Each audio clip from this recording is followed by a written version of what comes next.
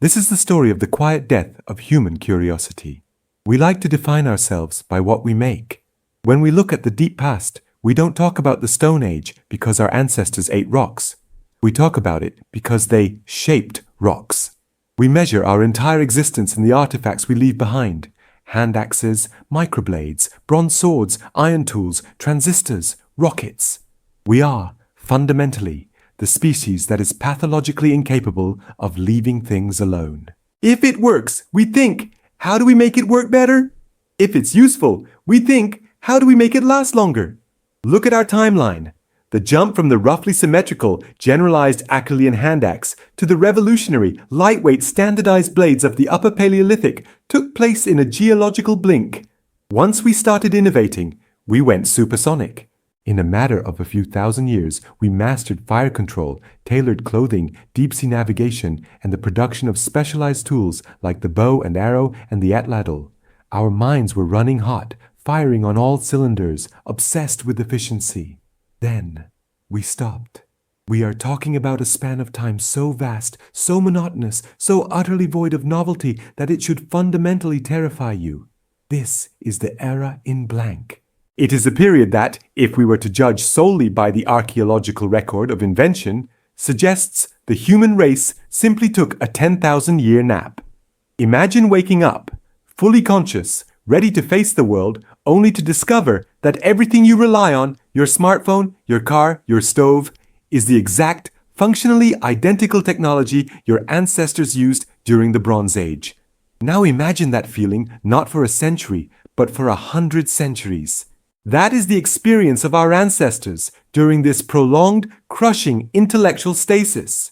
For 10,000 years, from roughly 16,000 years ago down to 6,000 years ago, in certain crucial population centers, the overwhelming human action wasn't conquest, migration, or construction. It was simply repetition. We know this because of the artifacts we dig up. Look at the lithics, the stone tools. These are the fossils of our invention. They tell us everything about how people thought and interacted with their environment. If you look at the 10,000 years leading up to the end of the last glacial maximum, the tools change radically. New techniques emerge, specialization is rampant. But for this entire era of stagnation we are discussing, the tools stay the same. The spear point you used in the year 12,000 BC, your great-great-grandchild, 300 generations later, was grinding the exact same pattern, following the exact same manufacturing steps, making the exact same tool. There was no discernible improvement in efficiency, no radical rethinking of material science, no new propulsion technologies for hunting. The wheel was not invented. Pottery was not invented until the very end of this period, and only in select areas. We had mastered the world, and then we seemed to lose the impulse to improve it. Why? We, as modern people obsessed with progress, immediately jump to the environmental excuses. We assume the answer must be hardship. They were fighting the Ice Age. They were too busy surviving. They were starving. This is the common narrative, and it's profoundly misleading, if not outright false. The period of greatest human innovation, the Upper Paleolithic explosion, actually happened during the deepest part of the Ice Age, when conditions were at their most severe. When life is brutally hard, when resources are scarce, and when failure means certain death, your brain is incentivized to innovate wildly. You must invent a better way to hunt, a warmer way to dress, or a more efficient way to transport resources. Hardship is the mother of invention. And here is the crucial archaeological pivot. The 10,000 years of profound stagnation we are talking about took place largely after. The climate crisis was resolving. The massive glaciers were melting. Global temperatures were rising. The mammoth steppe was retreating, giving way to new, diverse forests. Resources were becoming more abundant, predictable, and geographically concentrated. The world was warming up. It was becoming objectively easier to live. Yet, as the environment stabilized, the human mind stalled. This suggests that the prison wasn't external. It was internal. We need to stop asking, what physical challenge stopped them? And start asking, What psychological or cultural mechanism convinced them that progress was dangerous? If survival was not the primary constraint, then the explanation must lie in social dynamics, cultural rigidity, or perhaps a biological bottleneck that changed how we interacted with novelty itself. Think about what drives innovation today. It's competition, population pressure, and the cross-pollination of ideas. When different groups meet, they borrow and improve upon each other's tech. But if society breaks down, if populations shrink too much, or if contact between groups vanishes, the engine of progress grinds to a halt. What if the 10,000-year blank page was the result of a profound, devastating collapse in our cultural network? What if, in the wake of the Great Migrations and the horrors of the Late Ice Age, the surviving bands scattered across the newly thawing globe realized one terrible truth? They were alone. Isolation is a death sentence for innovation. If you are the only group left, there is no one to compete with, no one to borrow from, and no external pressure to prove that your way is better. In a closed loop, the best strategy is not improvement, but perfect, flawless replication. If a spear works perfectly every time, and a slightly different spear might fail and cause you to starve, the culture will immediately develop a profound, almost religious devotion to the correctness of the existing design. Tradition becomes dogma. Any deviation is seen not as genius, but as an existential threat to the group's survival.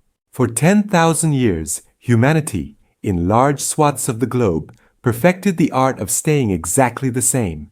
They achieved a state of cultural homeostasis so absolute that the idea of a new technology, a new type of stone grinding, a different kind of weaving, became antithetical to their concept of order.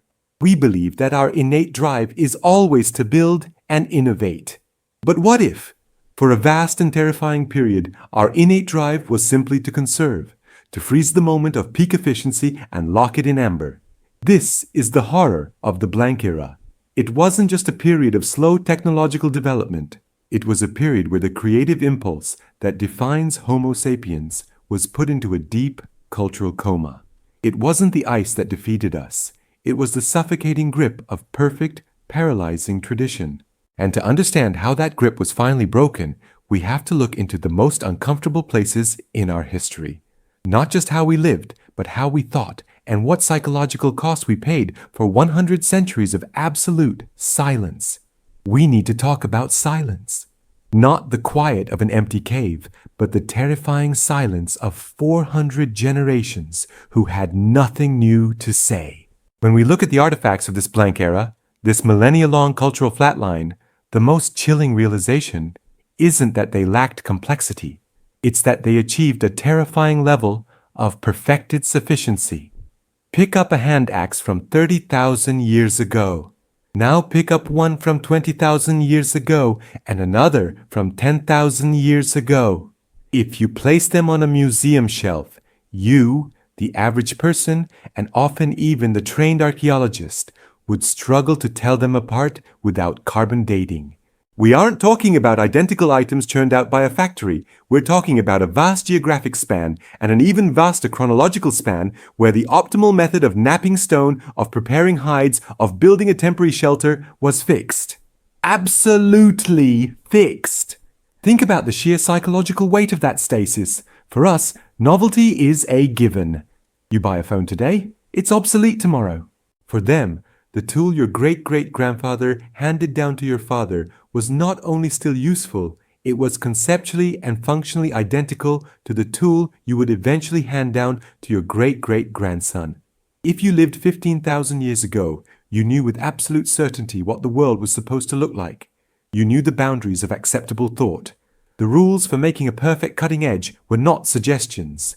They were scripture carved in stone, literally. And this leads us to the critical, unsettling question. How do you maintain a culture where innovation is culturally treasonous? It begins with the mechanism of education. In modern society, we teach our children how to solve problems that don't exist yet.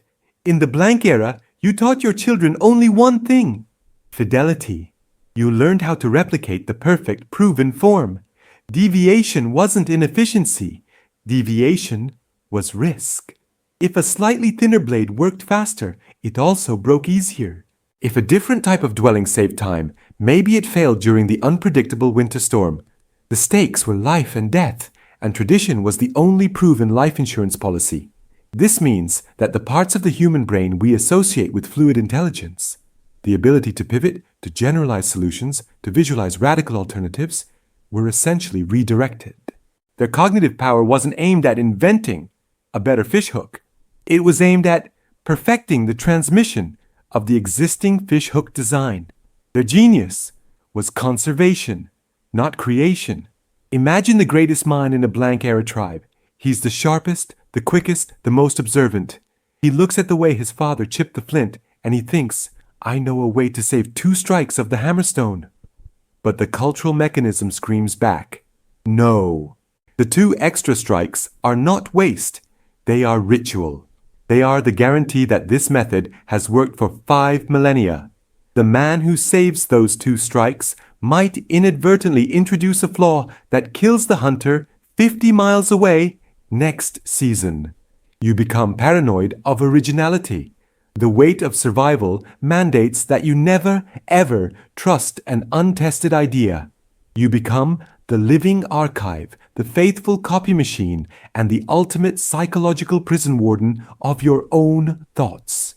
This cultural paralysis was so effective that it managed to survive the greatest environmental shakeup since the last major extinction event, the end of the Ice Age. Think about that moment, roughly 12,000 years ago. The glaciers are finally receding. The cold, stable steppe environment that defined their lives is melting into fragmented forests, lakes, and new, unpredictable coasts. The megafauna they hunted, the mammoths and giant bison, are vanishing, replaced by smaller, faster, more agile animals.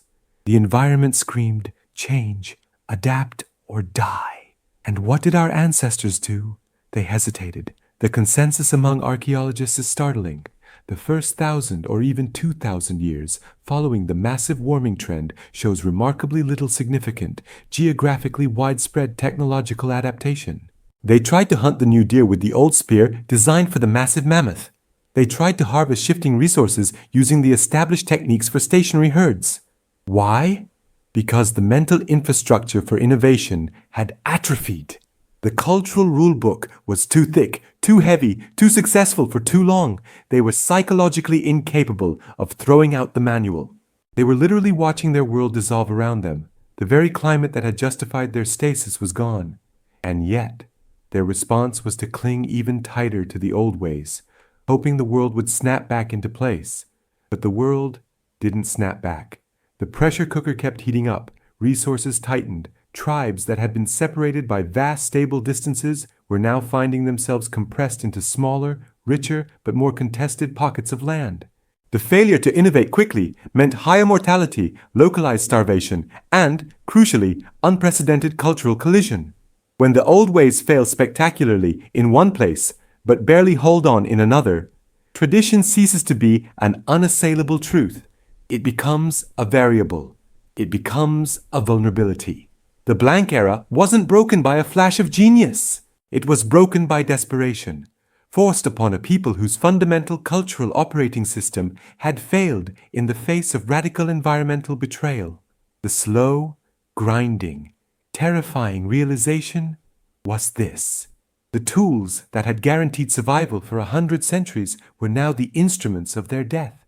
The perfect replica was no longer perfect. And somewhere, maybe in a crowded coastal wetland or in a collapsing forest margin, someone, probably hungry, probably scared, did the unthinkable. They looked at the sacred way of doing things and they broke it. Not because they were brilliant, but because they had nothing left to lose.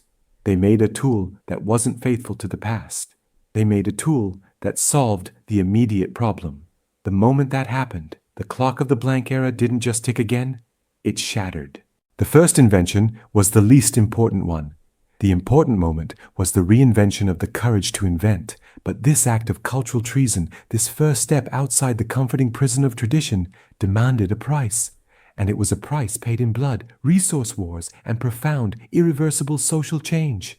To understand what happened next, we have to look at the first people who dared to draw a map of the world that included things that weren't already there.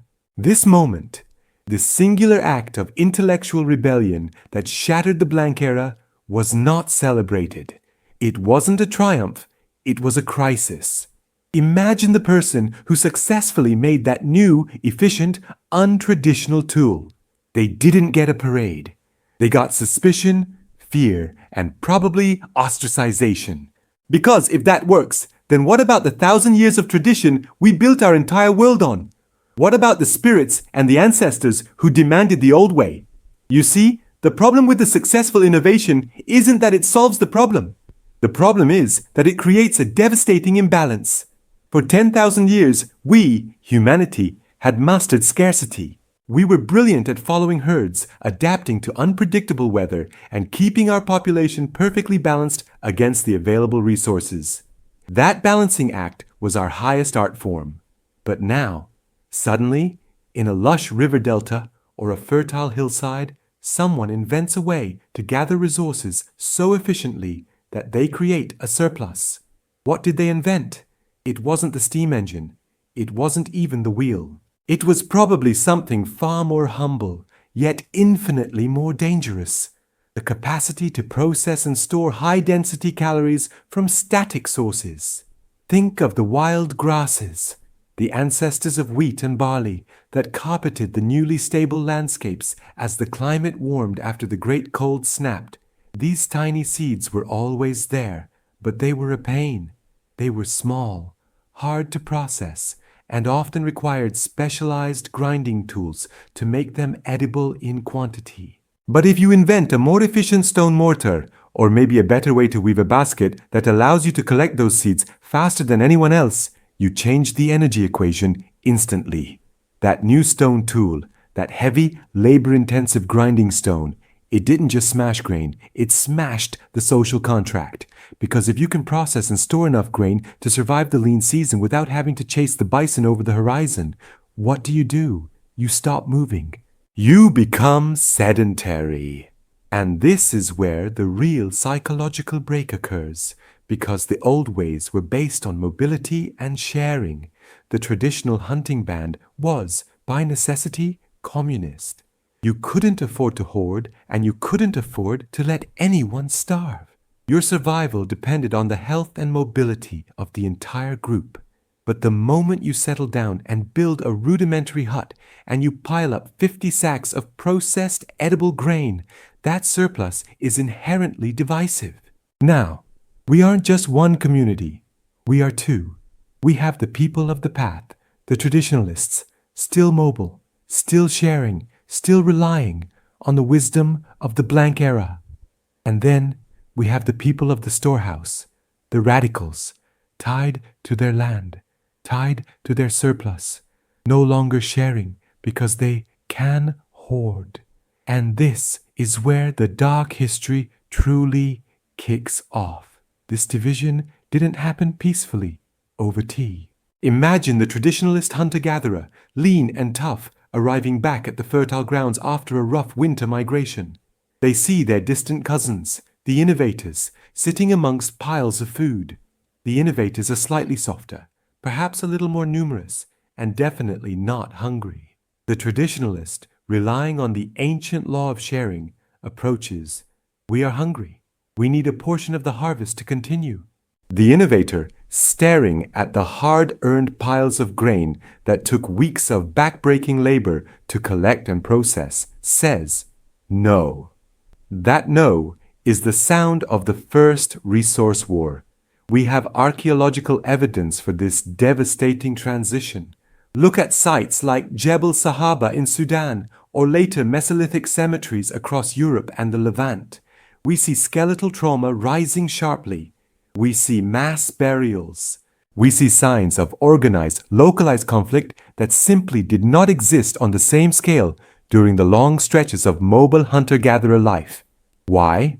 Because when you are constantly moving, conflict is inefficient. If you fight over a piece of land, you might win, But the resources you were fighting over, the animals, will have already moved. But when you settle down, the resource, the stored grain, the fish weir, the rich stand of wild wheat, that resource stays put. And that means the payoff for fighting is immense. You aren't fighting for a single meal. You are fighting for next year's survival. The courage to invent the sickle or the grinding stone forced us to invent the warrior. It demanded new social structures. You couldn't just have an egalitarian council of equals anymore. You needed someone, a strong man, maybe a chief, who could organize the defense of the storehouse. You needed leaders who could mobilize people not for the hunt, but for the slaughter of other people. This new necessity, the need for defense, was culturally corrosive. It created hierarchy. It created ownership beyond the personal, shifting from my spear to our land, to my control over our surplus. We left the blank era seeking freedom from necessity, but we walked directly into a new kind of bondage, the bondage of property. The people of the storehouse needed to innovate again, not to find food, but to keep it. They realized very quickly that the simplest, most efficient invention to protect their new stationary wealth wasn't a better spear. It was a physical boundary, a declaration carved into the earth and stacked high with stone and mud, screaming, "This is ours, stay out!" The age of the first walls had begun. And you have to ask yourself, standing there in the dust of the newly settled world, which invention was more terrifying? The one that fed us, or the one we immediately had to build to survive the consequences of being fed? We didn't just build walls. We built a boundary between ourselves and the memory of who we used to be. Look, we have to talk about the weight of that fear, the physical, agonizing burden of those first great construction projects. For millennia, our ancestors built shelter when they needed it, small, temporary structures, a brush lean-to, a bone hut, a cave fire. Now, suddenly, they were demanding that hundreds of people spend days, weeks, maybe years, hauling hundreds of thousands of pounds of mud, stone, and brick, only to stack it up into a colossal, useless ring. Useless, that is, unless you accept that its only purpose was to manage the paranoia that surplus had created in your soul. This was not optional labor. This was the first great coerced public works project. Think about the psychology of the person laying the first stone of the wall at Jericho, maybe 10,000 years ago, right as this settled life was cementing itself. Imagine standing there, staring out over the vast, empty plains, knowing that you were abandoning the mobility that kept your ancestors alive for thousands of generations. You are sacrificing your body, your time, your autonomy, because you are terrified someone is going to steal the grain you spent 6 months growing. The wall had to be massive to work. The famous wall at Jericho, which is one of the earliest examples we have of this kind of defensive architecture, and remember, this is long before pottery, long before bronze, was 10 feet thick in places, soaring up 16 feet high, surrounded by a trench cut 27 feet wide and 9 feet deep into the solid bedrock. Let that sink in. This wasn't a temporary fence. This was an engineering feat that demanded leadership, organized manpower, specialized skills, and, critically, a mechanism for social control. You couldn't just vote on building a 16-foot wall. You needed someone to tell everyone else where to dig, when to stop, and what the penalty for slacking off would be. The moment the wall went up, we created the foreman. We created the social strata that had been largely absent in the highly mobile, necessity-driven world of the hunter-gatherer. In a nomadic band, survival relied on cooperation and reciprocity. The lazy person starves, but the truly dictatorial person is simply left behind when the group moves on. But the people of the storehouse couldn't move on. They were tied to the land, and now they were tied to the boss. The cost of safety was the invention of a formalized, inescapable hierarchy. The person who controlled the distribution of the stored wealth, the person who controlled the defense, they became the essential pillar of the community. Indispensable. They weren't just the best hunter or the wisest elder. They were the first ruler. They were the first person to truly command the labor of others based not on respect, but on the threat of exclusion. If you don't help build the wall, do you get to hide behind it when the attack comes? Probably not. If you dissent from the leader's plan, where do you go? You can't just pick up your tent and walk 50 miles into the wilderness anymore. The wilderness is dangerous, and your skills are now specialized toward farming, not hunting. You were trapped by the very stability you sought. But the most terrifying consequence of the wall was the invention of the enemy. Before the wall, there were hostile encounters, sure. We fought over hunting territories, waterholes, or perhaps in moments of desperation.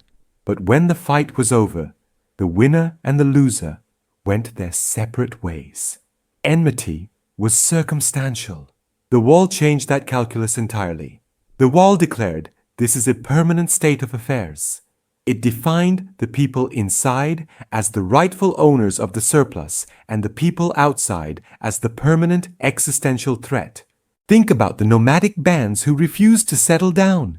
Maybe they looked at the farmers, sweat dripping off their brows as they moved heavy stones, and thought, look at those fools, imprisoned by their own grain. But these nomads, the original people, suddenly faced a new reality. The fields that they once hunted on were now fenced in, defended by organized, specialized violence. The people of the storehouse didn't just innovate themselves into civilization. They invented the first great war of civilization, the conflict between the haves and the have-nots, made permanent and visible by a barrier of stone. This wasn't just a physical boundary, it was a cultural one. If you lived outside the wall and you saw the bounty inside, and you felt the pang of hunger while watching them feast on the harvest, you quickly realized the only way to get that food is to take it. And the only way to take it is to overcome that massive, unyielding structure. The wall, the great invention designed to secure peace and stability, instantly became a self-fulfilling prophecy of violence. It concentrated the wealth, making the site worth attacking, and it defined the people necessary to do the attacking. The blank era ended because we discovered agriculture. But the price of that discovery was the invention of property, the invention of hierarchy, and the invention of the perpetual, institutionalized enemy. The people of the storehouse realized that a wall, while necessary, was merely a reactive, defensive tool. It managed the threat, but it didn't eliminate it. It simply absorbed the attack. To truly secure their newfound stationary wealth, they needed a more active invention. They needed a way to manage the defense that wasn't reliant on everyone being willing to lay down their plows and pick up spears the moment the alarm sounded. They needed something that could organize the vast, complex labor pool required to feed the builders, maintain the grain stores, manage the water supply, and pay the professional guards.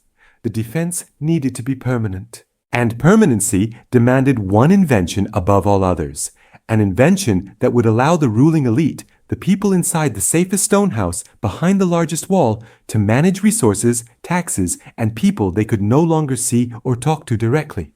They needed to invent the bureaucracy. And to do that, they needed to invent the first medium for abstract control. They needed to invent writing.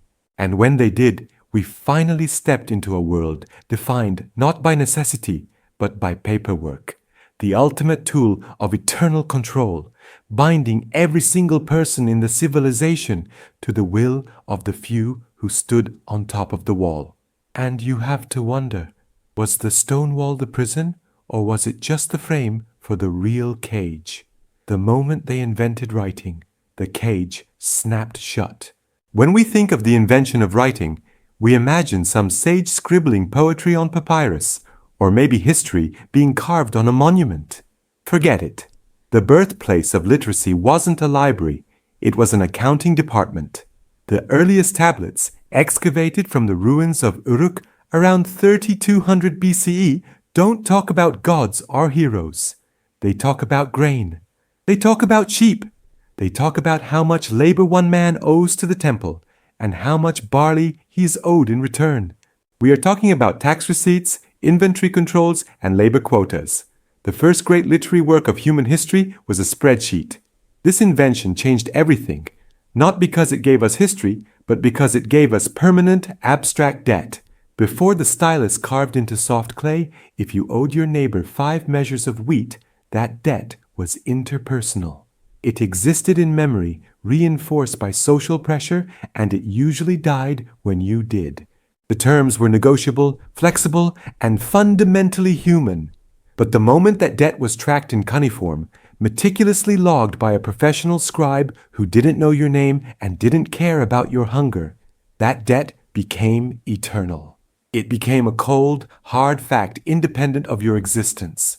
The true revolutionary moment wasn't the stylus. It was the realization that the clay tablet now had a longer, colder memory than your grandfather. The world suddenly became managed by proxy. You, the farmer, were no longer dealing with a person. You were dealing with the system, enforced by the ledger. And this is where the stasis truly set in. The psychological glue that held the blank era together even after massive civilizations had appeared.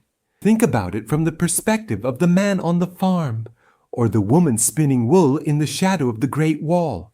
For 10,000 years, your ancestors, our ancestors, were constantly adapting, constantly failing forward, trying new rock types, testing new hunting strategies. Innovation was survival. If you didn't figure out a better way to fish, your family starved. But now, the system provides. The system organizes. The system demands obedience, and in exchange, it guarantees that water flows, the walls stand, and the grain stores are theoretically maintained.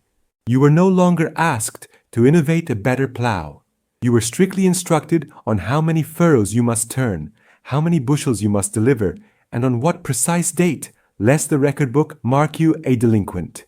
Your daily mental capacity, the very thing that drove the brilliance of the Paleolithic inventor, was now outsourced entirely to the scribal class. This elite class, the masters of the written word, held the keys to the entire civilization's operating system. Their genius was redirected, not towards solving physical problems like drought or metalworking, but towards solving administrative problems. How to collect more taxes, how to track 30,000 workers across a vast region, how to ensure compliance. The intellectual horsepower of the civilization was now dedicated overwhelmingly to maintenance of the existing structure. Why would the ruling elite, the people benefiting most from the current organization, ever fund, encourage, or even tolerate an invention that might disrupt the carefully balanced and profitable status quo? A better plow might put laborers out of work, creating social unrest. A new, efficient form of irrigation might shift power away from the existing temple landholders. The risk-reward calculation changed entirely. Deviation became treason. The brilliance required to manage Uruk, to coordinate the labor pool for a ziggurat that scrapes the sky, is astronomical. It requires abstract thought far beyond anything seen before. We know they were smart enough to innovate. We know they possessed the raw mental hardware, yet look at the tools they used for the next 2,000 years. The basic farming methods, the pottery wheel design, the primary architectural features. They stabilized. They ossified. They became tradition, maintained by the sheer inertia of the bureaucratic machine that enforced them. We stopped inventing new tools for the simple reason that we invented a system where inventing new tools was unnecessary and often dangerous to the inventor.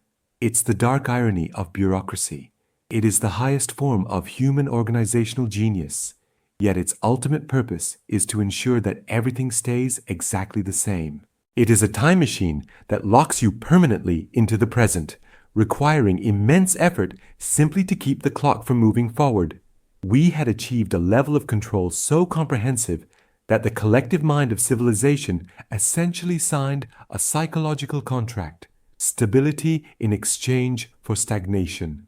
And you have to grasp the sheer scope of this mental cage.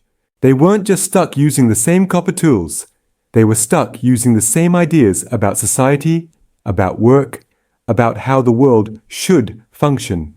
The written record, the magnificent achievement that should have fostered intellectual liberation, became the ultimate reference manual for absolute social rigidity. Imagine being born into the system. Every aspect of your life, Your rights, your duties, your value is predefined, written in tablets passed down from generation to generation, copies meticulously stored in temple archives. You aren't fighting nature anymore. You're fighting the library. And the library is protected by guards with bronze spears. So we entered a phase where the greatest threat wasn't the famine outside the walls, but the deviation inside the mind. The most dangerous person wasn't the bandit. It was the one who dared to ask, is there a better way to measure this barley? This bureaucratic inertia was so powerful that it absorbed external shocks for millennia. Empires rose and fell, kings were murdered, and languages changed, but the underlying mechanisms of control, the ledger, the tax system, the hierarchy of the scribes, remained untouched, fundamentally identical across different dynasties. We achieved a perverse form of societal immortality, but at the cost of evolutionary death. The question then shifts. If the problem wasn't a lack of tools, but a perfect system of control built around the existing tools, how do you break free? How do you reignite the fire of genuine necessity when necessity itself has been codified, managed, and controlled by the very people who benefit from its scarcity? The answer, historically, is never simple and rarely peaceful. But the key to unlocking the cage wasn't going to come from a better hammer or a sharper spear. It had to be an invention that the bureaucracy itself could neither account for nor effectively suppress. A technology that was inherently anarchic, destabilizing the entire intellectual structure that kept the old world stable. And believe it or not, the answer was silence. The quiet adoption of something invisible, something that fundamentally shifted the abstract power of writing out of the hands of the elite and into the hands of anyone who dared to learn it. The very tool of ultimate control was about to be weaponized against its creators, but only if we were willing to discard the complexity and genius of the scribes and embrace a terrifying, streamlined simplicity. We need to talk about the cost of complexity. For thousands of years, the bedrock of intellectual authority, the power that kept the wheel from turning, the hammer from changing, the mind from truly innovating, was the sheer, oppressive difficulty of reading and writing. Imagine you are living in 3000 BCE in Uruk or Memphis. You want to send a message about a change in grain prices, or perhaps just catalog your goats. You don't just learn 26 letters, you have to memorize hundreds, often thousands, of distinct symbols. You have signs that represent entire words, logograms, signs that represent syllables, if you're using cuneiform, and often signs that are only there to tell you how to read the other signs, determinatives. This wasn't a skill, it was a priesthood. It required a decade of devoted, expensive study inside the temple or the palace school. By the time you, the scribe, could manage the intricacies of the system, your mind was already codified. You were a servant of the structure, trained not to ask why the tools haven't changed, but how to better file the records of the unchanging tools. The invention of writing, the greatest tool ever created, had inadvertently become the ultimate bureaucratic straitjacket. The key to breaking the blank era, therefore, wasn't going to be found in the gilded halls of Babylon or the marble temples of Thebes. It had to emerge from the dirt, from the periphery, from the places where necessity was still truly raw and uncensored. We had to find the people who needed to write a receipt for 3 bushels of barley faster than the foreman could calculate their debt. And that, my friends, is where the silence broke. Look specifically at the scorching, unforgiving borderlands, the Sinai Peninsula, and the deserts of Canaan, roughly 4,000 years ago. This was a chaotic mixing bowl. You had Egyptian overseers, Semitic laborers, copper miners, and caravan traders. These people were communicating constantly, yelling trade prices and work quotas, but they were largely illiterate by the standards of the empires they served. They saw the beautiful, elaborate Egyptian hieroglyphs, the stylized birds, the wavy water, the symbols for royal power. They desperately needed to record their own language, but they had neither the time nor the inclination to learn the thousands of symbols required for formal Egyptian script. So, they stole it. This is the beautiful, brutal anarchy of true invention.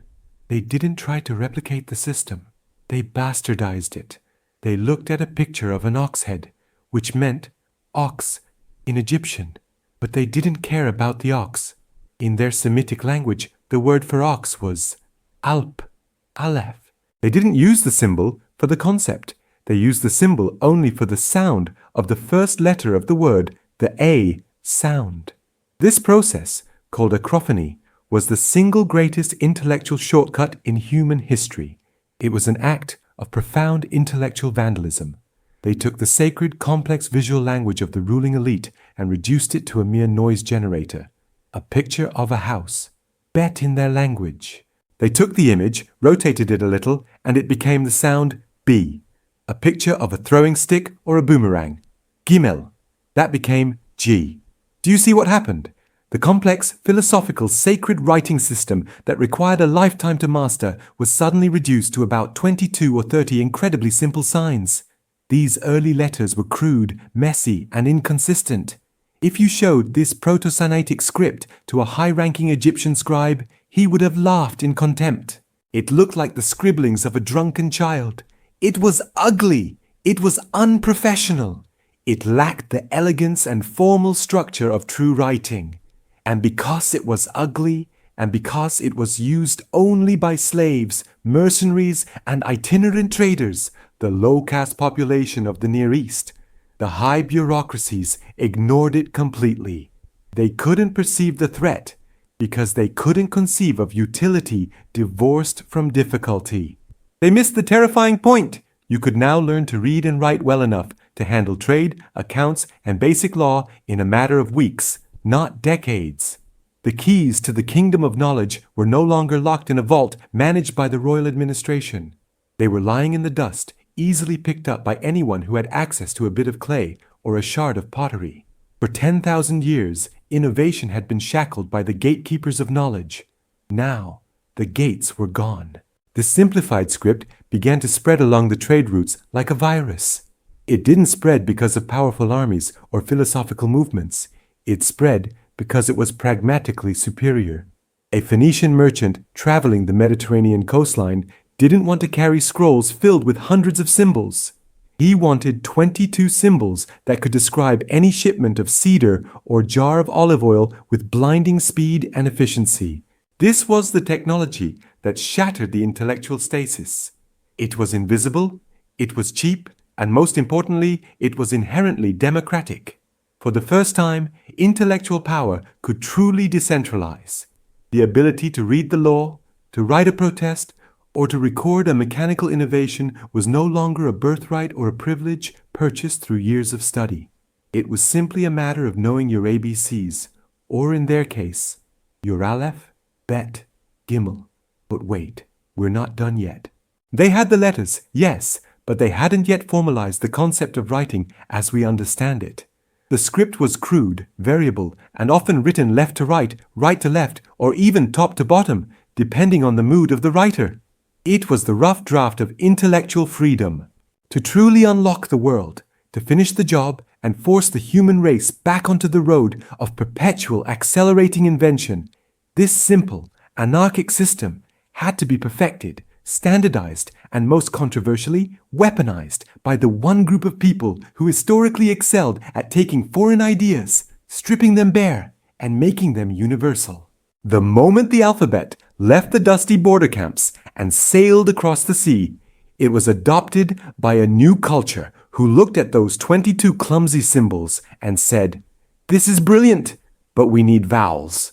And that seemingly small addition, the incorporation of 5 simple sounds, was about to transform a quick way to scribble an invoice into the ultimate engine of Western thought, philosophy, and eventual scientific revolution.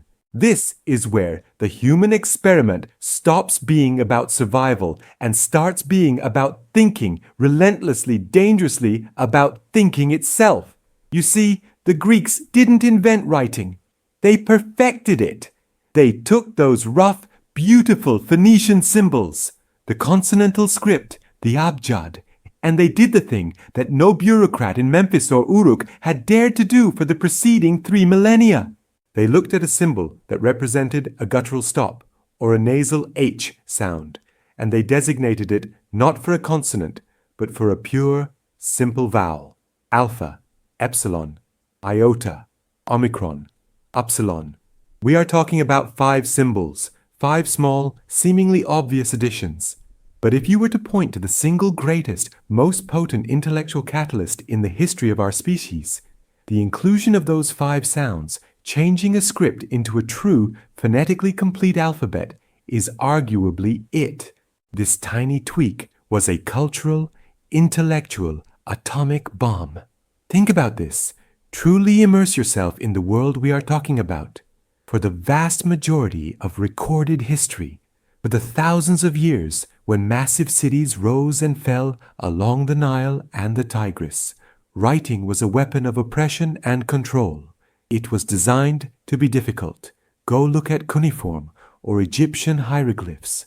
They are monstrously complex systems. You needed to memorize hundreds, sometimes thousands, of distinct logograms, ideograms, and syllabic signs. Learning to write wasn't a school subject you tackled for a few years. It was a career path. It took 10 or 15 years of specialized, expensive schooling to become a competent scribe in Egypt. Scribes weren't just record keepers, they were the guardians of the intellectual firewall. They controlled who accessed history, who wrote the laws, and who interpreted the will of the gods or the king. They controlled information, and therefore they controlled power. The complexity of writing was the intentional, heavy lock on the door of knowledge, ensuring the vast majority of humanity remained in that dark, uninventive fog of oral tradition, their ideas dying with the breath that spoke them. The Greeks, by adding vowels, annihilated this system overnight. The fully vocalized alphabet required only about 24 symbols. You didn't need a lifetime of training. You could learn the basics, enough to read an inscription, a law, or an invoice, in weeks, maybe months. Suddenly, writing wasn't restricted to the priesthood or the royal court. It belonged to the farmer who could afford a scrap of papyrus, the merchant sailing between islands, and most importantly, the citizens standing in the agora, the marketplace, where ideas were debated, not decreed. This is the moment when information stopped being a locked vault held by an elite few and became oxygen, diffused throughout the whole society. When you democratize literacy, you democratize thought. When you can externalize memory, when you don't have to devote 90% of your brain power just to remembering how to draw the sign for taxable bullock, you free up vast intellectual resources for something completely new: analysis. This shift allowed for the birth of the formal question: why? Before the alphabet, we mostly asked how. How do we placate the river god? How do we build this pyramid? How do we calculate the tax on barley? These were practical, immediate questions tied to survival and administration. With the alphabet, we started asking, why does the sun move? Why are there laws? And should they be obeyed simply because a king says so? What is justice? You see, the Greeks didn't just invent philosophy. They invented the systematic process of critique. They could write down Plato's arguments, have them copied efficiently, and then Aristotle, or a student, or even a rival sophist, could read those arguments, understand them exactly, write down a precise counter-argument, and distribute it widely. This simple act of efficient, abstract cataloging is what breaks the 10,000-year barrier. The fear that drove that massive intellectual pause, the fear of forgetting, of ideas dissolving into noise, was solved. If you wrote down a geometric proof, Euclid, recorded a systematic approach to medicine, Hippocrates, or established the precise principles of political structure, Solon, that idea was safe. It was standardized. It was replicable. We didn't just start inventing tools again. We invented the process of invention itself. We invented logic, reason, and empirical observation because we now had the tool to efficiently catalog and test those observations against reality generation after generation without having to rebuild the foundation every time a city burned down. This new mental machinery required only 2 things: paper or clay or wax, and 24 symbols. It was cheap, it was mobile, and it was devastatingly effective at storing and transmitting pure, abstract thought. The mind, relieved of the burden of memory, began to stretch its limbs, and while the initial surge of invention focused heavily on mental frameworks, philosophy, mathematics, geometry, the material world was bound to follow. You can't invent a steam engine if you don't first invent the intellectual apparatus necessary to accurately calculate thermal dynamics, measure pressure, and rigorously test hypotheses. The Greeks gave us that apparatus. They gave us the engine, but it was still fragile. Athens fell.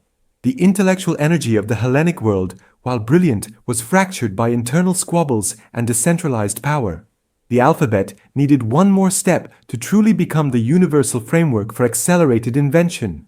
It needed a brutal, organizational, relentlessly efficient force to take it, standardize it completely, and spread it across the known world, linking every town and city, demanding uniformity and adherence to structure. It needed the Romans and their relentless practical engineering mindset.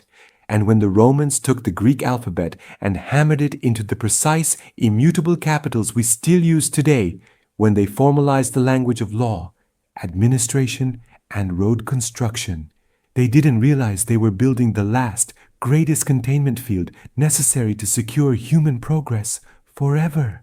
Forever. The Romans built the bureaucratic framework that made the alphabet immortal. Think about it. They weren't the theorists. They weren't usually the great philosophical minds the Greeks were. They were the greatest accountants, builders, and administrators the world had ever seen. Their genius lay not in abstract thought, but in ruthless, practical standardization. When a Roman engineer built a road in Britannia, he demanded the same materials, the same measurements, the same consistency as the road built in Anatolia. They formalized the concept of the template, the blueprint, the universally understood instruction set. And when they applied this same logic to the alphabet, they removed the regional variations, the local quirks, the personalized flourishes that had kept knowledge decentralized and fragile for millennia.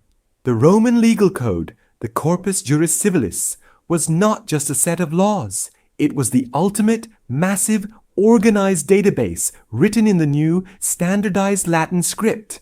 This system demanded literacy, not just among priests, but among administrators, governors, soldiers, and merchants.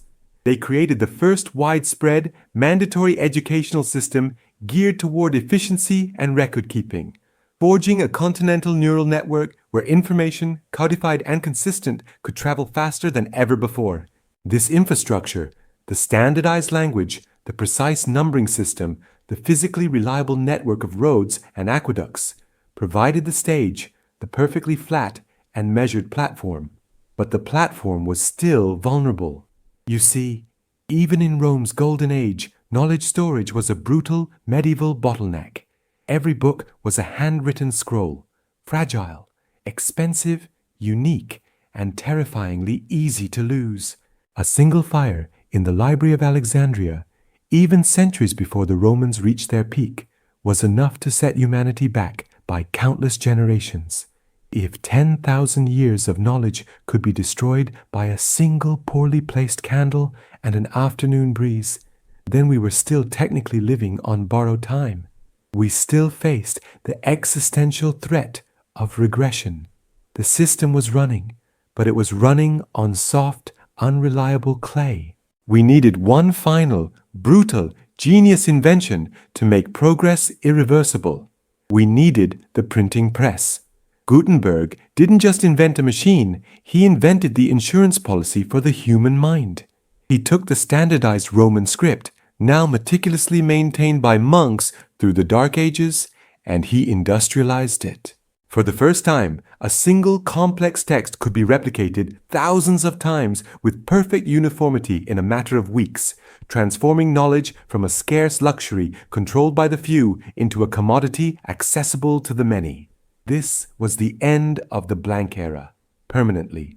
The press didn't just spread literacy, it codified the human value proposition. If you wanted to succeed in this new world, you could no longer rely on merely repeating the past. Your work had to be new. Your book had to contain an argument that hadn't been made before. Your experiment had to yield a result that overturned the last consensus. The reward structure changed overnight. The highest societal value shifted from maintaining tradition to aggressively seeking novelty.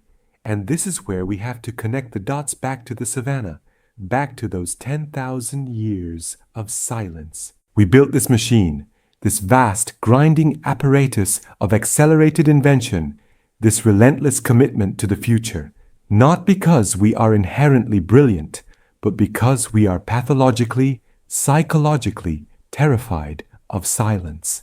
We look back at those generations, maybe 400 of them, where the innovation curve was flat, where your great-great-grandparents woke up and used the same tools their great-great-grandparents had used. We look back, and we don't see stability or peace. We see vulnerability. We see precariousness. We see an intellectual trap that held the best minds hostage for millennia. The fact that you and I, today, can pull a device from our pocket that contains more accumulated knowledge than was available to the entire continent of Europe in the year 1400. That fact is not a random evolutionary byproduct. It is the result of a massive, civilization-wide overcorrection. We have created a culture, an economic system, and an existential imperative defined by the fear of regression. Our modern society is the ultimate brutal defense mechanism against the possibility of returning to the blank era. We demand progress in medicine, in computation, in communication, in space travel, not because we have mastered everything, but precisely because we know, deep in our bones, how quickly the lights can go out. We know how easily the knowledge we rely on can crumble back into oral tradition, dependent on the memory of one aging individual. The ancient world was fundamentally defined by the fragility of its data storage. Our modern world is defined by the absolute robustness of it. If a nuclear war wiped out half the world's population tomorrow, would we enter another 10,000-year blank period? Unlikely. The printing press has been replaced by the Internet Archive, the server farm, the cloud database. Knowledge is no longer stored in centralized libraries susceptible to fire, but in decentralized, encrypted, replicated global nodes.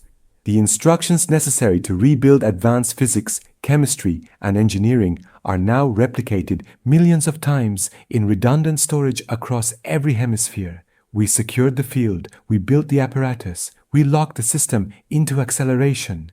This is the great, terrifying truth about our existence. The engine of human progress is not powered by optimism. It's powered by trauma. We run forward, breathlessly, because the sound of silence behind us is deafening. And now, as we stand at the threshold of artificial intelligence and genetic engineering, inventions that would have seemed like pure sorcery to the Greeks and utter madness to the Romans, we are asking ourselves, are we going too fast? Is this pace sustainable? Perhaps. But the alternative, the stagnation, the 10,000 years of holding our breath, that choice is no longer biologically possible for the culture we have forged. The framework is too strong. The fear is too deep. The reward for invention is too great. We are locked into this future now, you and I. We are the beneficiaries of that millennia-long psychological break that terrified Dash for certainty. We survived the blank era. We paid the price, and we are never, ever going back.